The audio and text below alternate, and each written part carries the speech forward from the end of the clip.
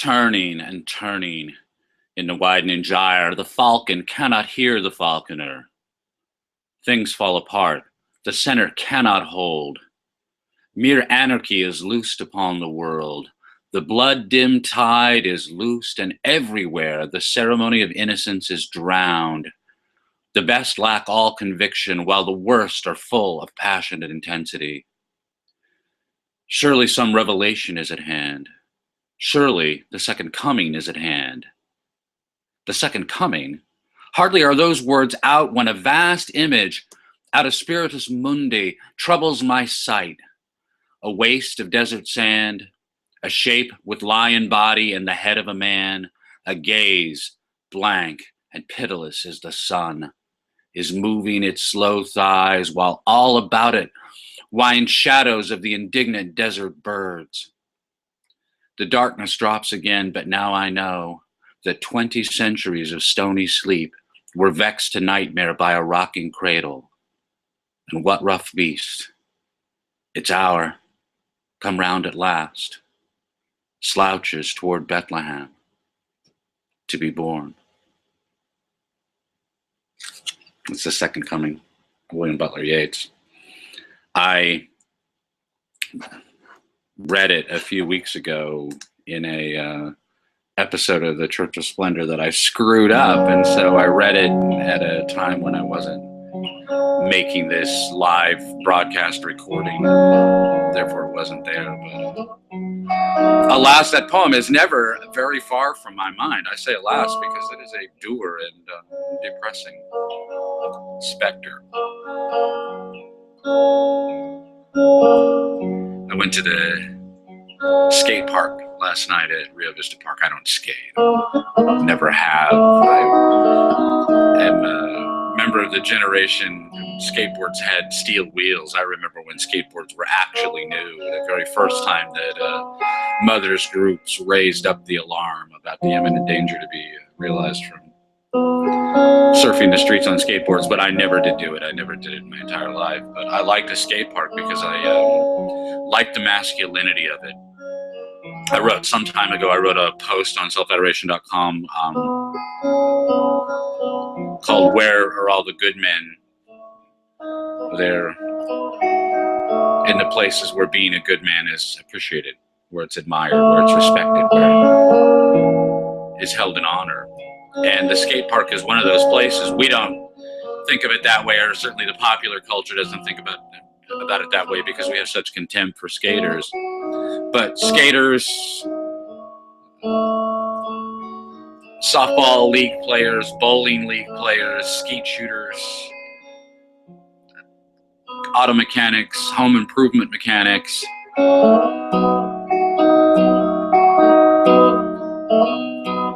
there are all kinds of things that men do with other men, typically not with women. And they do them because this is the way that they get their need for masculine recognition met.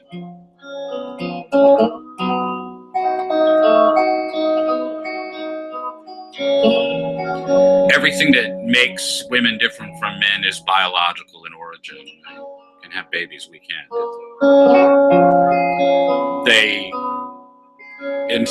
Women insist that they are equal to men, and that is, true politically, true in an enormous number of ways, but it's not true in every way. It's certainly not true in that way. Men can't have babies. Men are not equal to women. Women want to claim to be equal to men, but men aren't necessarily inferior to women. We can't have babies and we can't nurse them.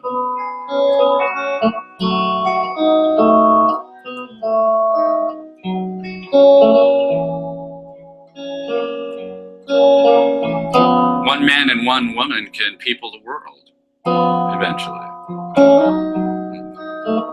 Two men can build a really nice treehouse. It'll be a great treehouse.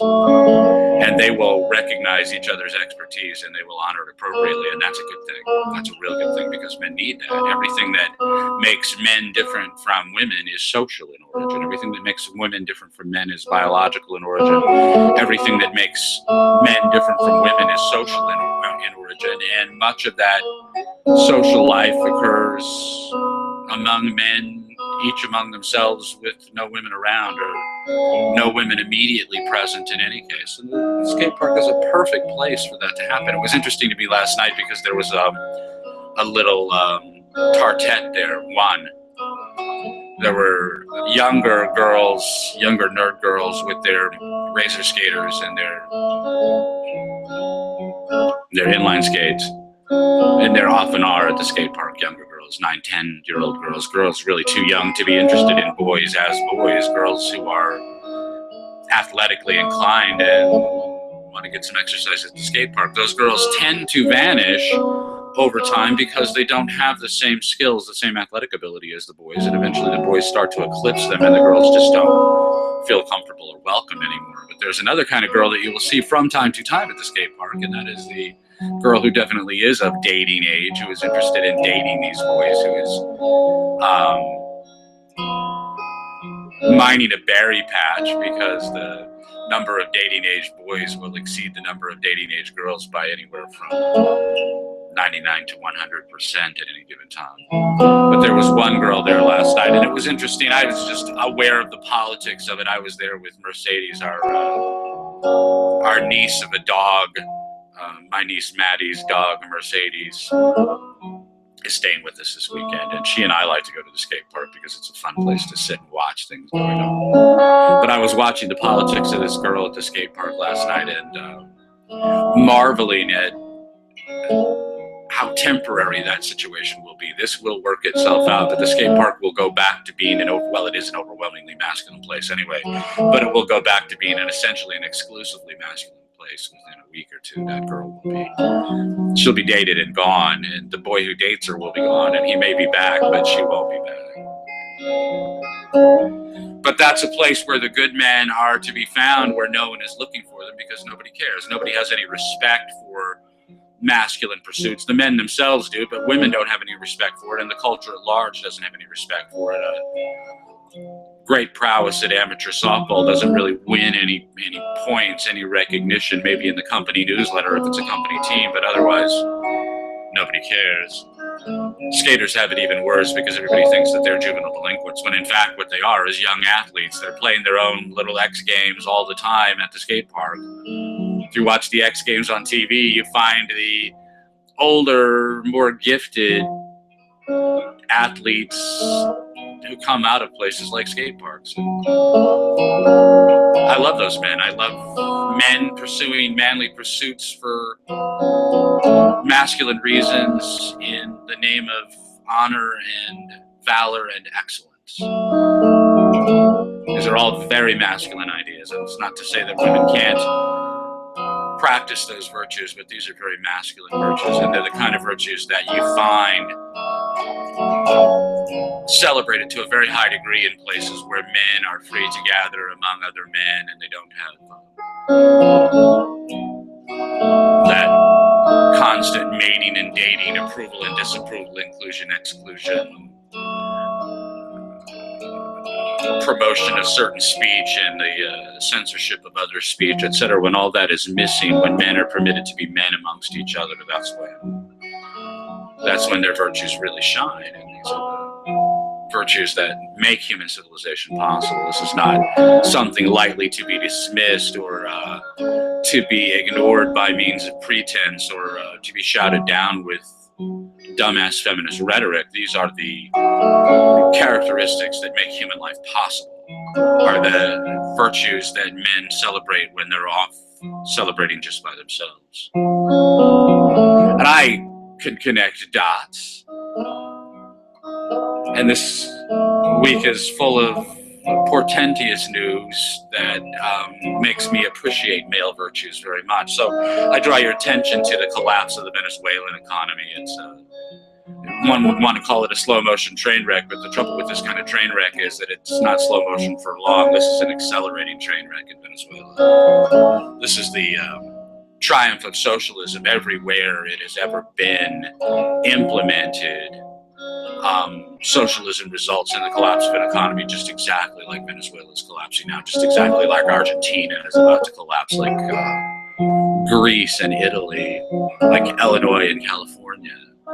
This is what happens to socialist states over time, and it's, you know, it's a long time happening, and there's always lots of room for quibbles along the way. So you can quibble about this and you can quibble about that, but the fact of the matter is, a theft-based economy, an economy that is based on stealing from some people in order to give lucre to other people, you know, in order to buy their votes.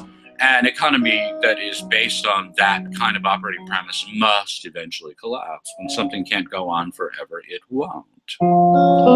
So we see it happening in Venezuela. We see it happening in other countries of the world. We see it happening in the United States. You saw Barack Obama make a run at 529 accounts last week. 529 accounts are savings plans for middle-class and upper-middle-class people to save for their children's college education. It's tax-free savings, like medical savings accounts. So the money that you put into the 529 account is taken off of your income for income tax purposes. You don't pay income taxes on that money.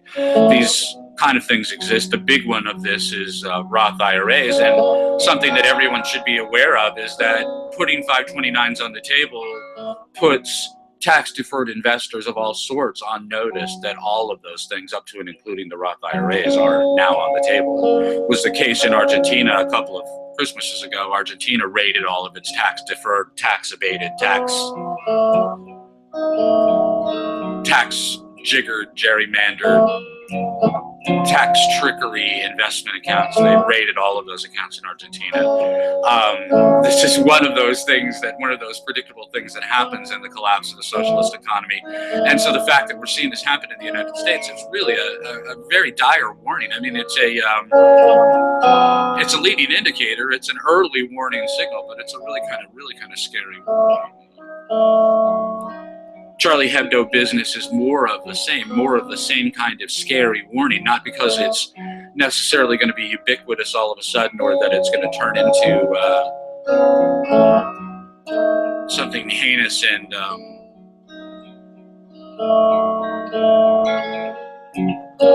atrocious overnight, but things fall apart. The center cannot hold. Mere anarchy. Mere anarchy is loosed upon the world.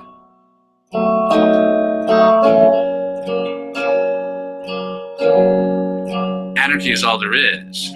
Anarchy is the only kind of social control that there actually is. That what protects me from you when we're in an elevator together is your self-restraint and nothing else. What protects you from me is my self-restraint and nothing else. We have lied to ourselves about this forever, literally forever. The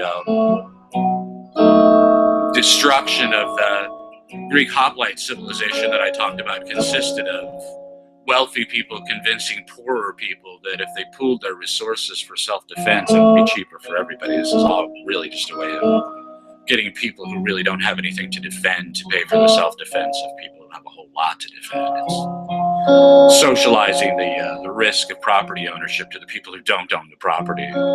It's insane, it's stupid, and of course it doesn't work. And we see that, you know, it's easy to see in some place like Venezuela. It's easy to see in the case of the Charlie Hebdo offices. Who was protecting them? Nobody was protecting them. They were unable to protect themselves. They were essentially forbidden by the government from protecting themselves, and yet the government wasn't there to protect them. No one guards your interests except yourself. No one prevents you from committing crimes except yourself. Nothing makes you safe except the desire for peace and harmony among your neighbors. And things fall apart. When you lie to yourself about what it is that guards your self-interest, you're betraying your self-interest. And as much as I might fault men for betraying their self-interest, I fault women worse.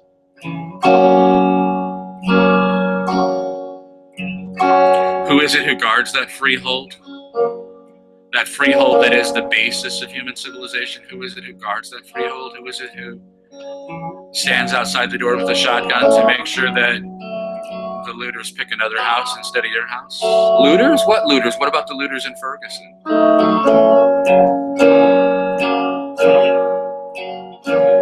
looters all over the world, and when something can't go on forever, it won't.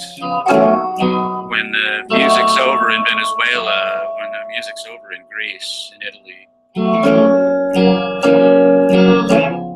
when they run out of taxpayers to despoil in Illinois or New York State or Washington, D.C., who's going to stand by the door to keep the looters at bay? Who's going to bring home dinner when dinner is a more challenging prospect than just slipping over to the supermarket in your minivan? Who's going to bring home dinner? Who's going to make sure that the dinner, the freehold, the furnishings, the clothing, the pots and pans, the silverware, all of the things that make up your household, who's going to make sure that that stuff doesn't get stolen? A woman needs a man like a fish needs a bicycle. That's what you have heard. I've been hearing it most of my life. Going on 50 years of people shrieking this insane gibberish.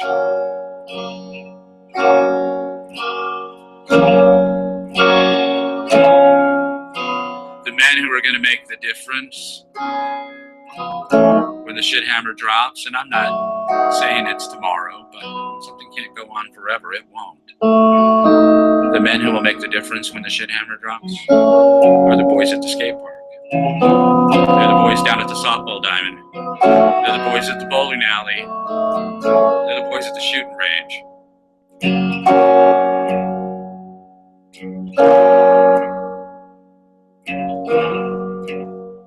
I lean on men pretty hard. The book Father's Day leans all over men. It's a brutal experience for any man, but for a semi-happily married man whose marriage is slowly going down the tubes, it's a really brutal experience. I lean on men really hard. I think men who don't have the brains to appreciate their women deserve to do without them.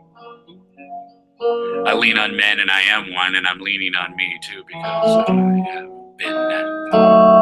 been more than wrong in the past. I try to be more and more right day to day, every day, but I won't say that I'm not wrong now. I will say that I'm working hard to do better now, tomorrow, and every day. I lean on men, and I think they deserve it. Today I'm leaning on women.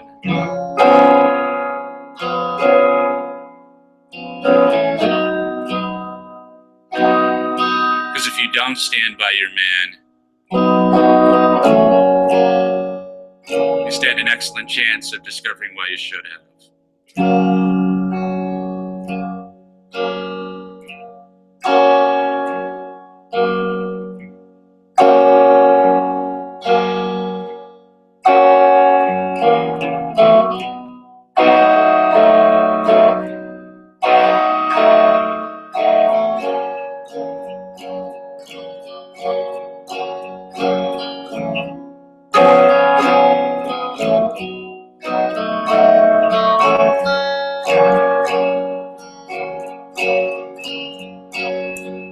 I like to say choose admirably. A two-word summation of my moral philosophy. Choose admirably means choose admirably to yourself, obviously. If you can incite the admiration of your spouse, so much the better. And frankly, if you are choosing admirably, it should incite the admiration of your spouse and of your children and of your parents and of your friends. But no matter what you do, you have to choose admirably, even if everyone else is opposed to your choice. Nevertheless, you have to choose in the way that leaves you the best chance of adoring yourself now and enduringly. But your world emerges from the inside out. That's why you have to do it this way. This is why there is no alternative to anarchy. This is why there is no alternative to the existential. Why the world of fact matters so much, because your world emerges from the inside out. Yourself is in here, and it expresses itself out there. And it expresses itself in the things that you love and value in the people that you admire and cherish, lust for. Love with the enduring love of families. The values that you pursue outside your mind, the values that you selected inside your mind. There is no alternative to that. There is no other choice. There is no externalization of the self. You live from the inside out. Your world emerges from the inside out. And so the other two words that matter to me a great, great deal, two words that fill out my moral philosophy, those words are respond accordingly. You are a sovereign soul. Your world emerges from the inside out. Respond accordingly. And when you see the boys off doing the things that boys do by themselves, sit down, shut up, and admire them. They're choosing admirably. If you can't appreciate that today, you will. Bless you. Thank you so much. Have a great week. I'll talk to you next week.